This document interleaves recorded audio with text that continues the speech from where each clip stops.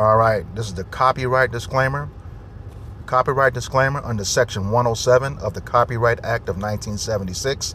Allowance is made for fair use for purposes such as criticism, comment, news reporting, teaching, scholarship, education, and research. Fair use is a use permitted by copyright statute that might otherwise be infringing. And this video is not for any monetary gain. It is explicitly for the reasons stipulated in the Copyright Act of 1976 under Section 107. To all ICE officers, you have federal immunity in the conduct of your duties. And anybody who lays a hand on you or tries to stop you or tries to obstruct you is committing a felony. You have immunity to perform your duties, and no one, no city official, no state official, no illegal alien, no leftist agitator or domestic insurrectionist can prevent you from fulfilling your legal obligations and duties. And the Department of Justice has made clear that if officials cross that line into obstruction, into criminal conspiracy against the United States or against ICE officers, then they will face justice. Listen to me good, because it's going to be a lot of information coming at you fast, but it's super important that everybody in the United States hear this. You could download it, you could share it, you don't need to tag me. It is just information that you guys need. When the big, beautiful bill was signed into legislation via Congress, it allocated $170 billion. That's already happened to ICE, to the Department of Homeland Security. There is another bill that Congress is about to pass for another $28 billion to go to the FBI as well as ICE. ICE now has the largest law enforcement budget. It is larger than all law enforcement agencies combined, okay? Why are they funneling them so much money? They are building their own private prison system. This is already underway. It is already being done. It is overseen by the FBI. They don't answer to the judges. They don't answer to anybody but the President of the United States. So the President of the United States of America will have his own prison system. It is an industrial prison system. He profits off of people being in jail, okay? That's how the American prison system has always worked. ICE agents are able to act with full impunity, and they are going to get paid for imprisoning you. ICE agents are also being trained by the IDF, which is the Israeli Defense Forces. The IDF is the Israeli army that is responsible for committing the genocide against Palestine. I'll let you fall down the rabbit hole and watch all of the footage of all of the horror they are inflicting upon the Palestinian people. But these are the people responsible for training ICE in crowd responses. So ICE's job is to specifically antagonize the American citizens so that they can act with full impunity, whether it's murdering them or imprisoning them. If they murder you, then they get rid of what they would consider a dissenter. If they imprison you, then they have a slave to make money off of. Either way, your interactions with ICE guarantee that the president makes more profit off of the citizens of the United States of America, and the most cruelest army we have seen in modern history is the one responsible for training ICE, but it doesn't stop there. Larry Ellison and Peter Thiel are American billionaires who are Israeli Zionists. They are outwardly donating money to the IDF, the Israeli Defense Forces. They are in support of Israel and the current genocide happening to Palestine. These are American billionaires, and they are billionaires by way of developing AI surveillance software. Currently, Israel and the IDF are using this AI surveillance software to help implement the genocide. It's also used in the United Kingdom for their digital ID, and ICE agents are already illegally using AI surveillance software provided to them by Israeli Zionists. All of this is intertwined.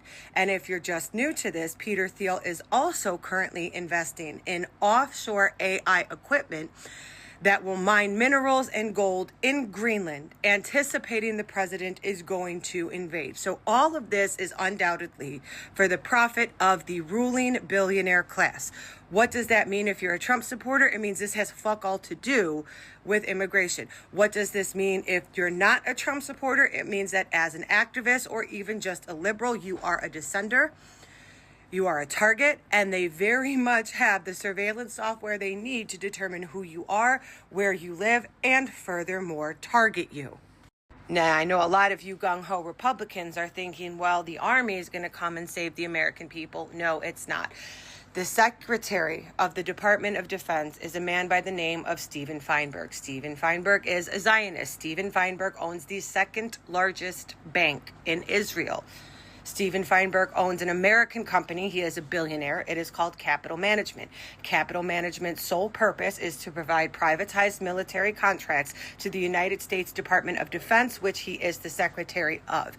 It's also massively important that we remind Americans they just failed their financial audit and can account for $506 billion of American taxpayer money that was budgeted to the Department of Defense.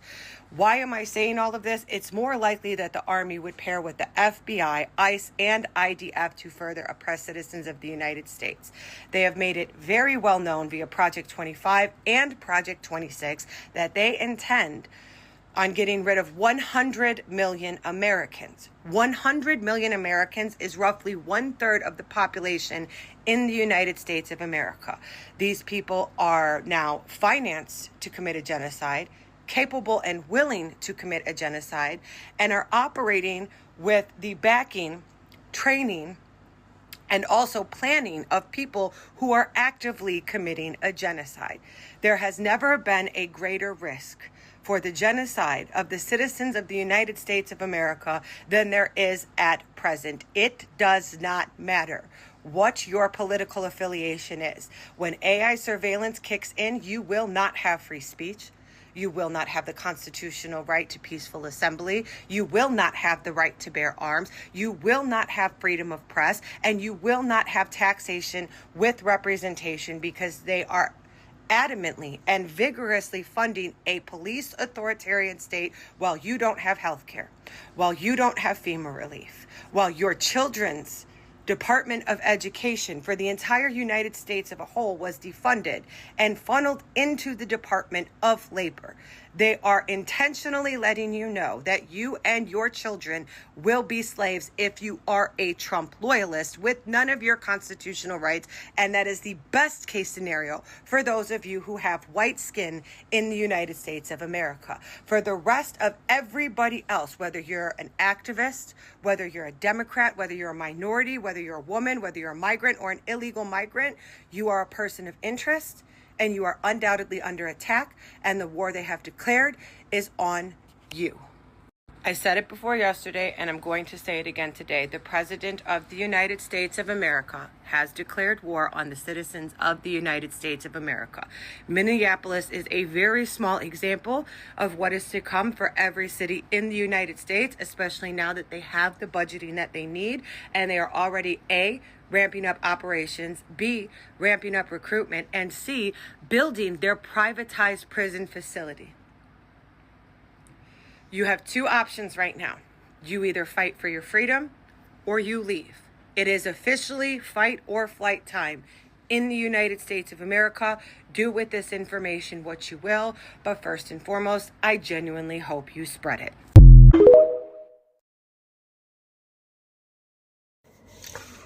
What's happening? Dale here. So now, new rules on what's going on with the ICE situation. Okay, and I think this is very important. I think now it's time for black men to actually start paying attention to what's going on out there. I know many of you try to act like, hey, man, well, they ain't got nothing to do with me. Well, it's getting ready to get close to that time, okay? So now they're trying to put out there, I guess they're arguing in court right now, which I heard about it last month, but I guess now they're getting closer to it. They're trying to say that your regular ID is not good enough. If you got real ID, that's not good enough. Because they're trying to say that they're trying to say that the DMV has been compromised and they can't even tell from there if a person's a real citizen or not.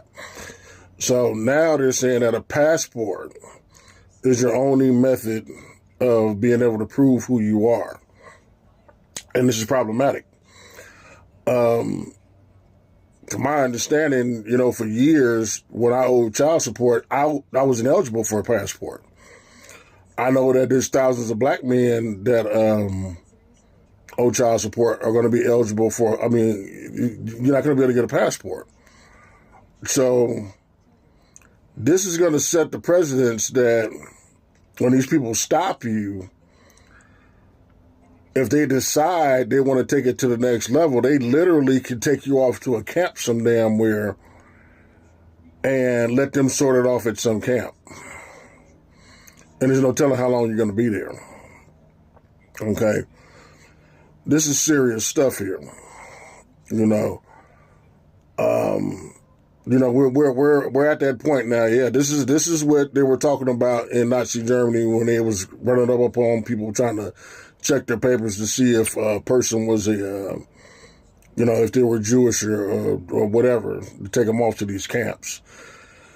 It seems like almost every minority now this time is on the list. And the crazy thing about it is, we got, other minorities that are helping them do this. There are Mexicans and stuff that are working for ICE. There are blacks that are working for ICE.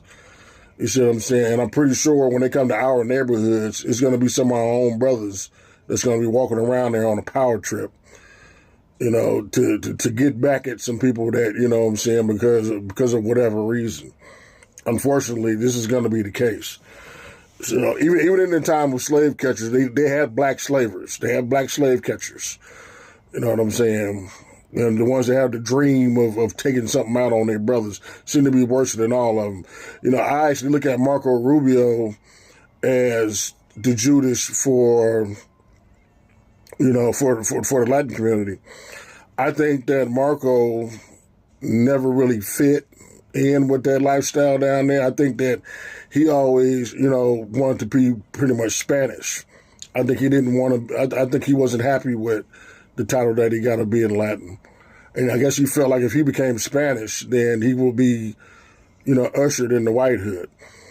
And I think that's the reason why they're putting him over, most of because for one, he's Spanish speaking. Two, he's got that Blanco look.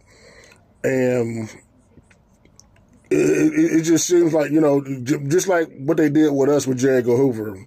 J. Edgar Hoover was black. A lot of people don't know that attacked us in the 60s.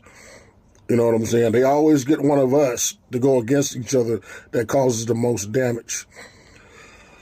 But I say that to say, look, man, start, if you try to have to get your hands on a passport. I just saw what happened with the black father that had the 6 kids. Only thing he was trying to do was get out the way. And they shot a tear gas into his car and might have killed one of his kids.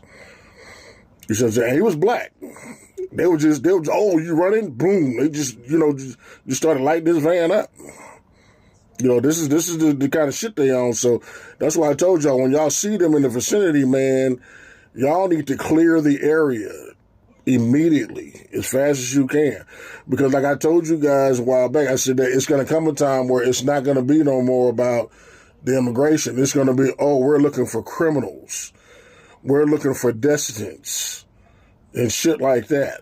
It's the exact same playbook. You guys don't want to even believe it. It's the exact same playbook they did in Nazi Germany. They came in for one group, started spreading it out to the next group. Now we got to be able to get this other group.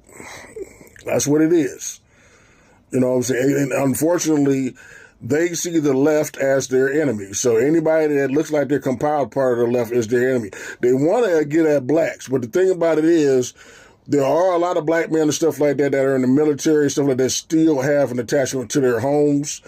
And I think they're trying to gradually get into it and try to make it look like we're more of an enemy so that they could have a reason to attack black neighborhoods. Because they know if they start doing that en masse, they're going to have a major systemic problem, especially in the military.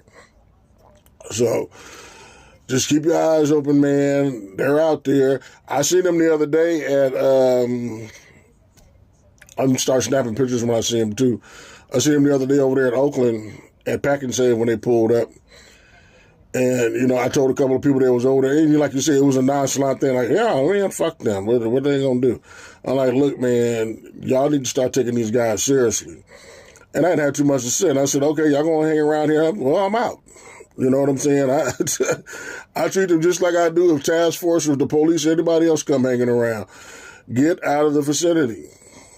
You know what I'm saying? Because these guys are worse. You know, the fact that these guys are taking, and then I just seen a list of how many people have died. People are getting killed inside of these camps. Okay? They got a little cartoon that's on here that I spread it around, that the guy said that he was like, man, I'm going to give you a list of everybody that have died in ICE hands. Now, this ain't even people that have been shot on the street. We're talking about inside of the camps, people are being killed. They're being strangled. They're being hung. They're being starved. People are being denied their medication in there, and they're dying. They got heart patients that came in there that needed medication. They just just let them die. People that had diabetes and stuff that went in there, they don't get no insulin or that. They just let them die. You see what I'm saying? So it's not a joke. This game. This is not a game that they're playing. You know what I'm saying? This is life and death now, and you guys need to start taking it seriously. The hell out.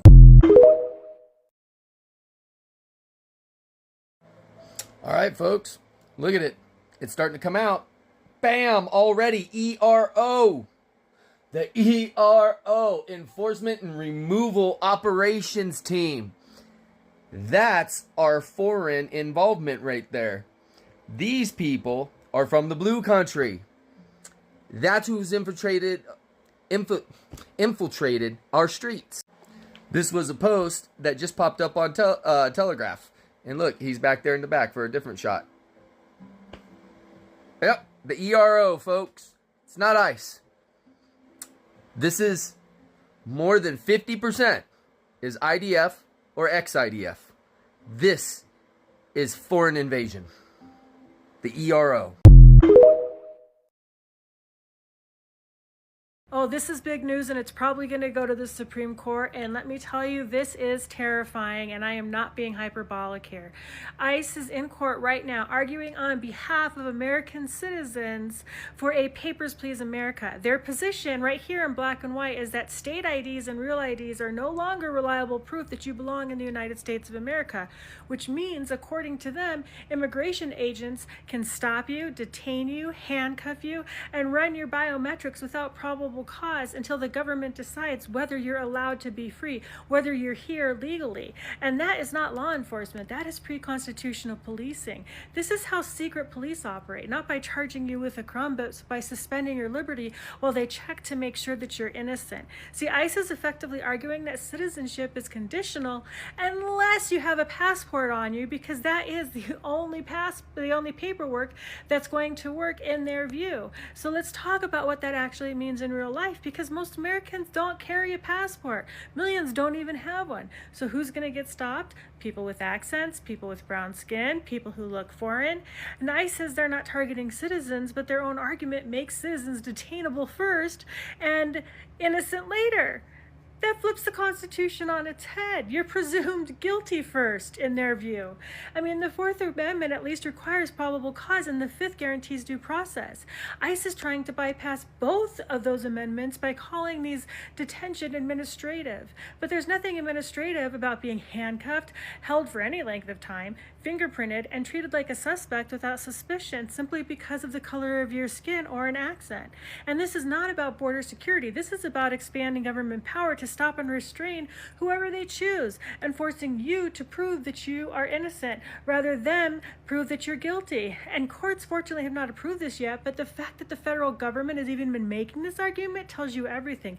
And this is going to go to the Supreme Court. A 6-3 conservatively biased towards Donald Trump's Supreme Court. I mean, this is a vision of America where freedom is provisional, citizenship is interrogated, and rights depend on what's in your pocket. And that's not security. That's authoritarianism with a badge. And if people don't push back now, this won't stop with immigration checks, because it never does. I think ICE is about to become something so much more sinister than simple immigration enforcement. Now, they're fucking that up anyway, but I don't think people understand where this is headed. Just using the evidence that we have, guys. Let's start with this. Start with the budget. The budget of ICE is larger than the United States Marine Corps. Okay? They have no hiring standards. They're offering $50,000 bonuses to 70-year-olds. They have no age restrictions. They're giving them grade A weaponry and pumping out F-grade personnel with 47 days of training. We know they're F-grade personnel because it was found out that Enrique Tarrio, the leader of the Proud Boys, a man convicted of seditious conspiracy against his own government, is an ICE agent. So when you ask where all those Second Amendment people went, they're ICE agents now. The people that would fight against a tyrannical government are doing the tyranny. All right? Now stick with me here. Remember when we snatched Maduro? What was that? That was a law enforcement action. They stuck DOJ personnel inside of Chinook helicopters with Delta Force and went and got them and bombed all the anti-aircraft around them and said that was a law enforcement action. Donald Trump is threatening to use the Insurrection Act, which would greenlight the military going into Minnesota. Okay, you see how this is starting to connect a little bit?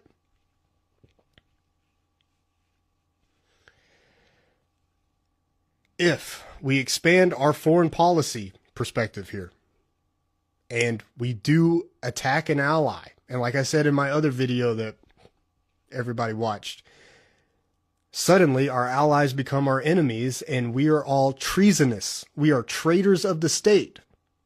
And the Insurrection Act is invoked with ICE agents all over the place, backed by the U.S. military. You're harboring enemies of the state, are you not? Seen that movie, right? We are so close to a terrible scenario. ICE agents are about to become the largest paramilitary force on the planet. They're pumping them out so fast. 47 days of training. Boom, get out, boys. Go get them. And they love it. They love it. Look at them. Look how they act, fucking bitch. Right?